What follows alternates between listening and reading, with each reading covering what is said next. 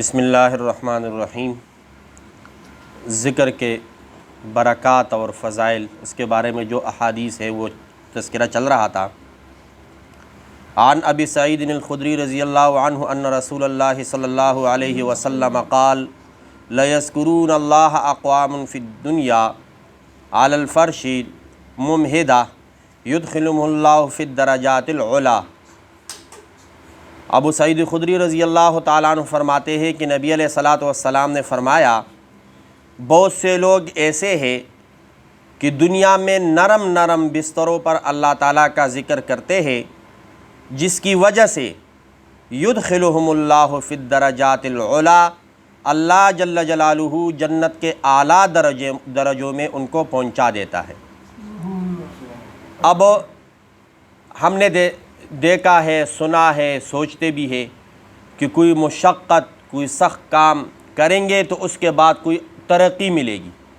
جس طرح بچہ پڑھتا ہے میٹرک، پھر ایم اے، پی ایچ ڈی اور پھر آگے کسی اچھی جگہ پر جاب مل جاتی ہے، اس طرح فوج میں سخت ٹریننگ کرتے ہیں، پھر جا کے کوئی اچھا عہدہ مل جاتا ہے۔ اسی طرح مجاہدین کانا کایا یا نہیں کایا غاروں میں رہے، پھر جا کے شہادت کے اعلیٰ درجے پر فائز ہو جاتے ہیں۔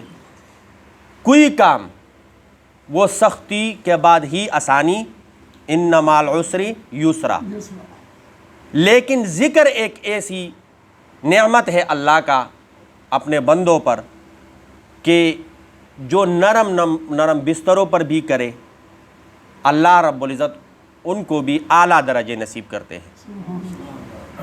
اور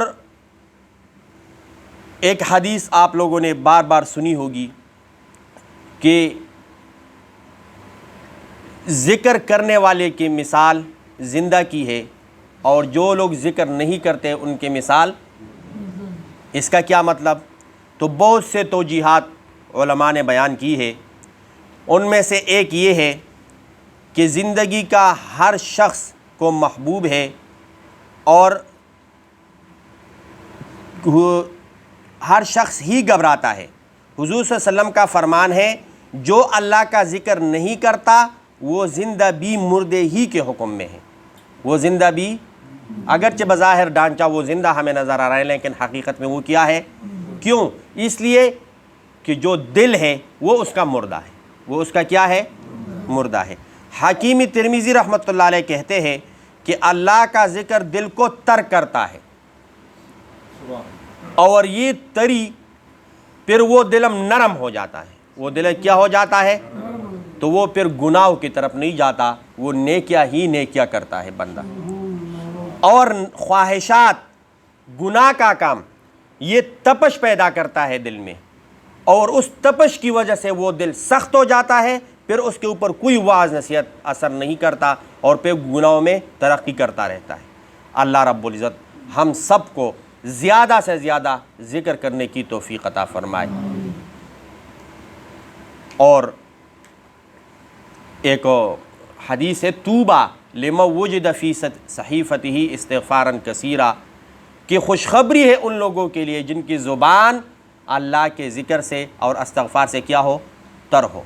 ایک اور حدیث ہے، اس کا مفہوم یہ ہے کہ جنت کے 8 دروازے ہیں۔ جنت کے کتنے دروازے ہیں؟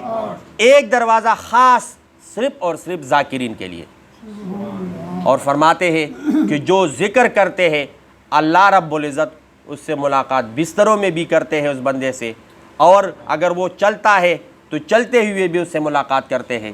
اللہ رب العزت ہم سب کو زیادہ سے زیادہ ذکر کرنے کی توفیق عطا فرمائے۔